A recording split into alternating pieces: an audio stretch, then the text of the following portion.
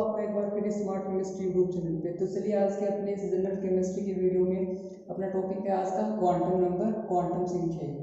तो सबसे पहले जानते हैं कि क्वांटम नंबर की आवश्यकता क्यों पड़ी, इसकी नेसेसिटी क्यों है जनरल केमिस्ट्री के अंदर। तो ये जो क्वांटम नंबर है ये परमाणु में उपस्थित जो कक्षक हैं उनकी आकृति, आकार, अभिविन्यास, ऊर्जा, ऑल ओवर जो टोटल प्रॉपर्टीज हैं वो इन क्वांटम नंबर्स पर डिपेंड करती हैं। और इनके लिए 3 प्रकार के क्वांटम नंबर हैं और एक जो चौथा क्वांटम नंबर है वो केवल इलेक्ट्रॉन के चक्रण से संबंधित है और उससे एक कक्षक के अंदर कितने मैक्सिमम इलेक्ट्रॉन आ सकते हैं वो शो करता है। उस पर डिपेंड करता है कि एक कक्षक के अंदर मैक्सिमम कितने इलेक्ट्रॉन आएंगे। तो चलिए अब बात करते हैं क्वांटम नंबर के टाइप्स पर। तो क्वांटम नंबर 4 टाइप के होते हैं। जो पहला है अपना वो है प्रिंसिपल क्वांटम नंबर और जो दूसरा है वो है एजीमुथल क्वांटम नंबर और जो तीसरा है वो है अपना मैग्नेटिक ऑर्बिटल क्वांटम नंबर और जो चौथा है अपना वो है स्पिन क्वांटम नंबर।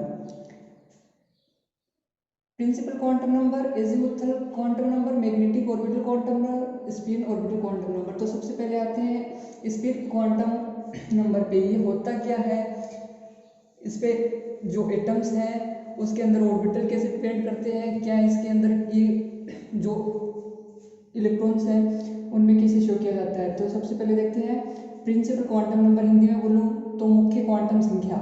इसे स्मॉल n से डिनोट किया जाता है और ये जो मुख्य क्वांटम संख्या है ये सेल को डिटरमाइन करती है। जो मुख्य कोश होता है, जो एटम के अंदर मुख्य कोश होता है उसे डिनोट करता है और इसकी वैल्यू जो है एक इंटीजर आएगी। माइनस और 0 को छोड़ के 1 से अनंत तक जितनी भी वैल्यू होंगी वो n के अंतर्गत इंक्लूड की जाएगी। जैसे अपन लोगों ने देखा कि n की वैल्यू अगर 1 है, 2 है, 3 है, 4 है, तो ये जो वैल्यू है वो k सेल को, l को, m को, n को डिटरमाइन करती है। अगर n की वैल्यू 1 है तो k सेल होगी, 2 है तो l के लिए, m के लिए 3, n के लिए 4 और आगे आगे इन्फिनिटी अनंत तक इस प्रकार n की वैल्यू बढ़ती जाएगी। अब ये जो n की जो वैल्यू है वो जैसे जैसे बढ़ती जाएगी कोस की एनर्जी भी वैसे बढ़ती जाएगी। क्यों? क्योंकि इलेक्ट्रॉन के पास होता क्या है, नेगेटिव चार्ज, और जो अपने पास न्यूक्लियस है उसमें न्यूट्रॉन और प्रोटॉन होते हैं। अब न्यूट्रॉन जो है वो तो न्यूट्रल है, अब प्रोटॉन में प्लस चार्ज है, सो प्लस और माइनस के अंदर अट्रैक्शन होगा, एक फोर्स होगा। तो जैसे जैसे n की वैल्यू इंक्रीज होती जाएगी, जैसे जैसे n की वैल्यू इंक्रीज होती जाएगी वैसे वैसे एनर्जी जो है वो इंक्रीज होती जाएगी। और ये जो मुख्य क्वांटम संख्या जैसे जैसे n की वैल्यू बढ़ती जाएगी वैसे वैसे जो कोस का आकार है वो भी बढ़ता जाएगा। जैसे जैसे n की वैल्यू इंक्रीज होगी एनर्जी बढ़ती जाएगी और जैसे जैसे n की वैल्यू बढ़ती जाएगी कोस का आकार भी बढ़ता जाएगा। क्योंकि इलेक्ट्रॉन जो ऋणांशित है वो नाभिक से दूर जाने के लिए उसे अधिक फोर्स की आवश्यकता होगी और इस प्रकार वो एनर्जी बढ़ती जाएगी और आकार भी बढ़ता जाएगा। अब जो मुख्य क्वांटम संख्या है, इस प्रकार मुख्य क्वांटम संख्या से मेनली 2 पॉइंट उभर के आते हैं। यहाँ पे आकार बढ़ेगा अगर मुख्य क्वांटम संख्या बढ़ रही है और अगर मुख्य क्वांटम संख्या बढ़ रही है तो एनर्जी बढ़ती जाएगी। अब आते हैं कि जो प्रिंसिपल क्वांटम नंबर है उसके बाद में सेकेंड आता है अपना एजीमुथल क्वांटम नंबर। जो एजीमुथल क्वांटम नंबर है उसे हिंदी के अंदर द्विवंशी क्वांटम संख्या कहते हैं, सब्सिडरी क्वांटम नंबर भी कहते हैं उसे।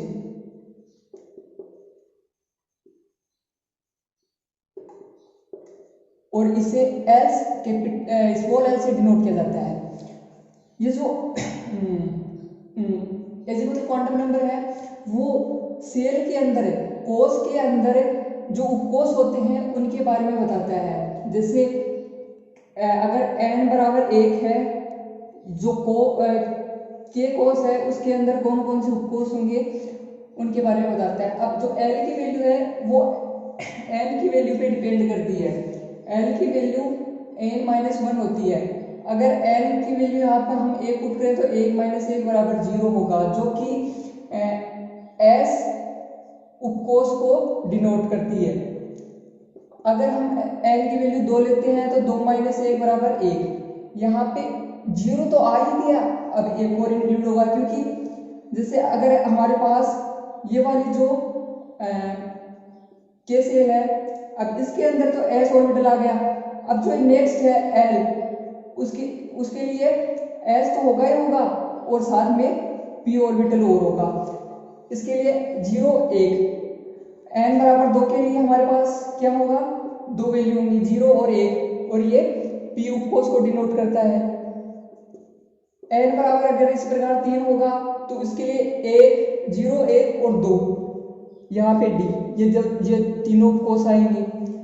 अब ये s p d और n बराबर 4 के लिए f। अब ये जो s p d f है ये सब्सक्रिप्ट आए कहाँ से, ये जो स्पेक्ट्रम के होते हैं s बराबर 7, p बराबर प्रिंसिपल, d बराबर डिफ्यूज्ड और f बराबर फंडामेंटल, वहां के जो फर्स्ट लेटर है वहां से ये s p d f आई है। अब ये जो है एजीमुथल क्वांटम नंबर, द्विविंशी क्वांटम संख्याएं, ये कोष के अंदर उपकोष के बारे में हमें जानकारी देता है, और ये साथ ही साथ त्रिविमीय विन्यास का भी निरूपण करता है, जो उपकोष होते हैं उनके बारे में। तो n की जो वैल्यू है वो n के मान पे डिपेंड करती है और n-1 इसकी वैल्यू होती है। अब जो अपना थर्ड टाइप आता है वो है magnetic orbital quantum number. Magnetic orbital quantum number, चुंबकीय कक्षक क्वांटम संख्या।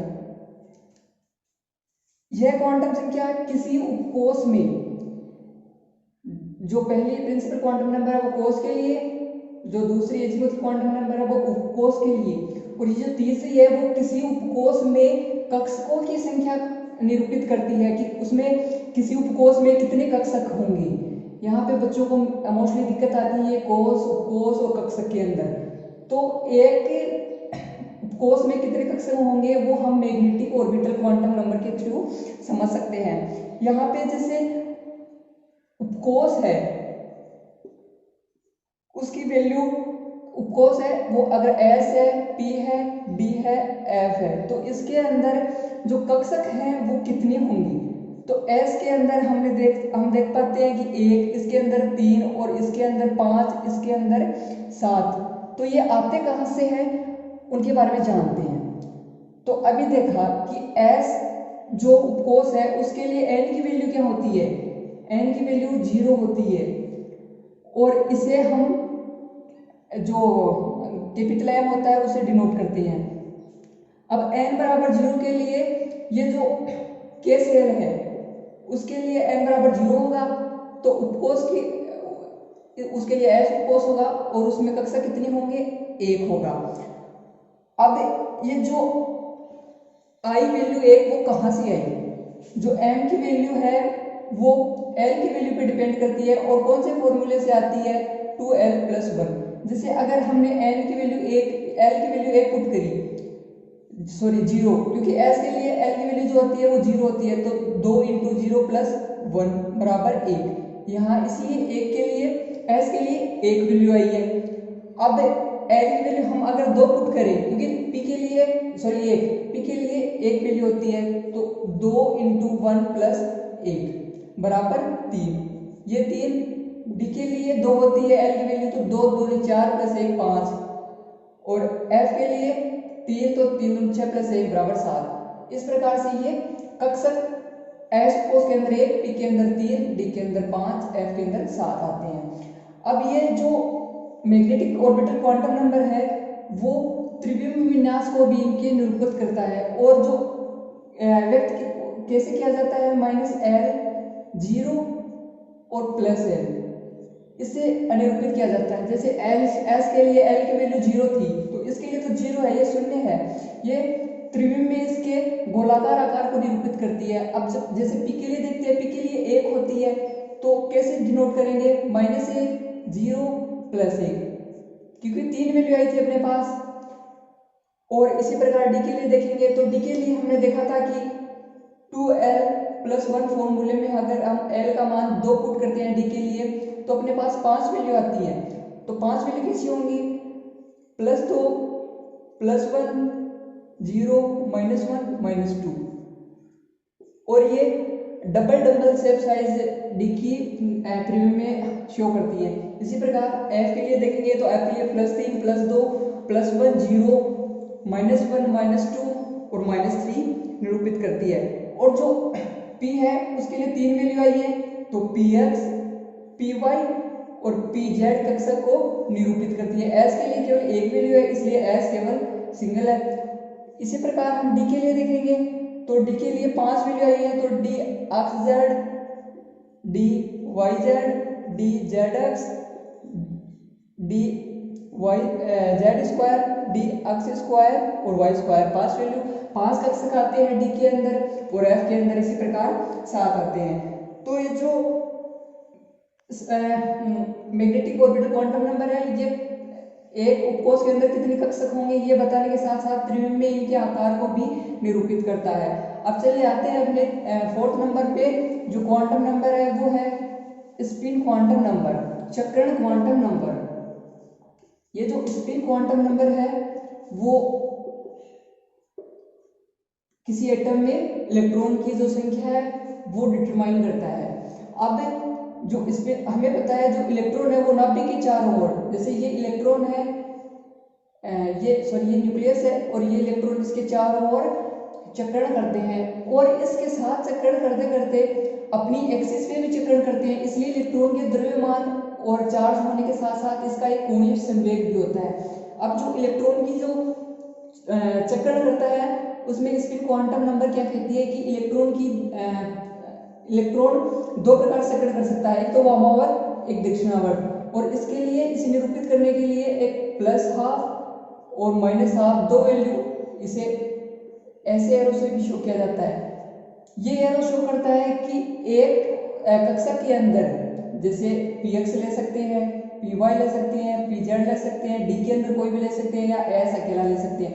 उसमें एक कक्षक के अंदर केवल मैक्सिमम 2 इलेक्ट्रॉन होंगे, और उनका जो दोनों का स्पिन होगा वो अपोजिट होगा, दोनों का सेम नहीं होगा। और एक ऑर्बिटल के अंदर मैक्सिमम 2 ही हमारे पास इलेक्ट्रॉन हो सकते हैं।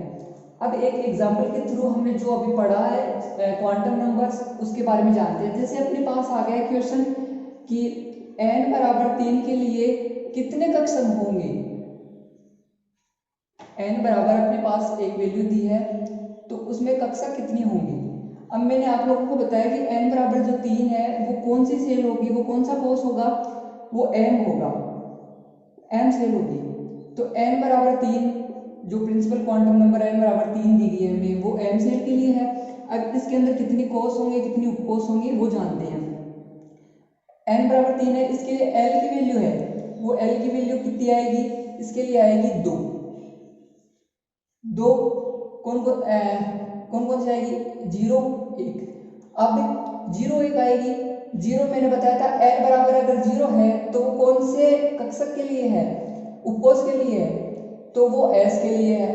l की जो एक वैल्यू है वो किसके लिए है, वो p के लिए है। अब p की 3 वैल्यू होंगी, s की तो केवल 0 होगी, p की 3 होगी, +1 0 और -1। तो ये 3 और ये 1 4 हो गई, मतलब इसके अंदर 4 ऑर्बिटल होंगे। अब एक टेबल के थ्रू हम जो अभी पढ़ा वो सब कुछ समझते हैं। जैसे हमारे पास n बराबर 1 है, जो प्रिंसिपल क्वांटम नंबर है वो n बराबर 1 है, तो इसके लिए l की वैल्यू क्या होगी, l की वैल्यू 0 होगी। n-1 मैंने बताया था आपको, n-1, तो n की वैल्यू 1 है, 1 - 1 बराबर 0। तो जो 0 वैल्यू है, l की अगर 0 वैल्यू है तो वो कौन से उपकोष के लिए है, s उपकोष के लिए, s उपकोष के लिए है। तो इसमें टोटल कक्षक कितने बताए थे, m जो मैग्नेटिक ऑर्बिटल क्वांटम नंबर थी वो 1। तो L बराबर 0 वैल्यू है तो वो S उपकोष के अंदर एक ही कक्षक उपस्थित होता है। अब इसके अंदर जो इलेक्ट्रॉन है वो कितने आएंगे, मैंने बताया था कि एक कक्षक के अंदर केवल मैक्सिमम 2 इलेक्ट्रॉन आ सकते हैं। n बराबर हम 2 के लिए देखें तो L वैल्यू 0 और 1 होगी। अब 0 और 1 होगी तो 0 किसके लिए होती है, S के लिए, और 1 P के लिए। अब P के अंदर कितने कक्षक हो सकते हैं, 1 अभी बताया S के अंदर, और जो P है P के लिए 3 हो सकते हैं, मैंने बताया था आपको, एक +1 0 -1 और S के लिए 0। तो टोटल कितने हो गए, 4 कौन कौन से हो गए, एक S का, 3 P के, PX PY और PZ 4 हो गए। तो 4 के अंदर मैक्सिमम इलेक्ट्रॉन कितने आएंगे, 8। इसी प्रकार n के लिए देखें, प्रिंसिपल क्वांटम नंबर n के लिए 3, तो इसके लिए L की वैल्यू कितनी होगी, 3 होगी। कौन कौन सी, 0 1 और 2। n-1 रखेंगे 2 आएंगी, तो 2 तो ये थी, 1 2, जो सेकंड है वो 2, जो सॉरी थर्ड है वो 2। इसमें S P और D 3 उपकोष आएंगे। अब जो 3 उपकोष है S और P के लिए देखा हमने, D के लिए +2 +1 0 -1 -2, 5 वैल्यू ये है, 4 ये 3 9 जो टोटल हमारे पास उपकोष होंगे वो 9 होंगे, इसके लिए 4 होंगे, इसके लिए जो उपकोष है सॉरी कक्षक है वो 1 होगा, और जो टोटल इलेक्ट्रॉन है इसमें 18 आएंगे। अब जो कक्षक है किसी कोष में वो उसके लिए सीधा फॉर्मूला भी है कि कितने होंगे, n² n की वैल्यू पुट करेंगे और अपने पास टोटल आ जाएंगे। जैसे हमें प्रिंसिपल क्वांटम नंबर 3 दी गई है और ये k के लिए, ये L के लिए, ये m के लिए। जैसे हमें m के लिए ज्ञात करनी है तो n बराबर 3 है, इसमें इस फॉर्मूले में सीधी वैल्यू पुट करेंगे तो 3 का स्क्वायर बराबर 9। टोटल जो ऑर्बिटल हमारे पास 9 आएंगे।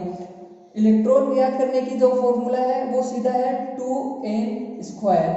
जैसे n की वैल्यू यहाँ पे 3 है, इसमें 3 पुट करेंगे तो 2 × 3 की स्क्वायर, तो 2 × 9 = 18। टोटल इलेक्ट्रॉन n जो हमारे m जो सेल है उसके अंदर मैक्सिमम 18 इलेक्ट्रॉन आ सकते हैं, इसके अंदर 8, इसके अंदर 2। तो हमारे पास यहाँ से सीधे 2 फॉर्मूले बन के आते हैं। कक्षक ज्ञात करने के लिए n² और जो कक्षक के अंदर मैक्सिमम इलेक्ट्रॉन की संख्या ज्ञात करने के लिए 2n²। इनमें सीधी वैल्यू पुट करके भी हम कक्षक और इलेक्ट्रॉन की संख्या ज्ञात कर सकते हैं। तो ऑल ओवर इस वीडियो के अंदर हमने पढ़ा कि जो क्वांटम नंबर है उनकी नेसेसिटी क्या है, वो किस काम में यूज आते हैं और कितने टाइप के होते हैं।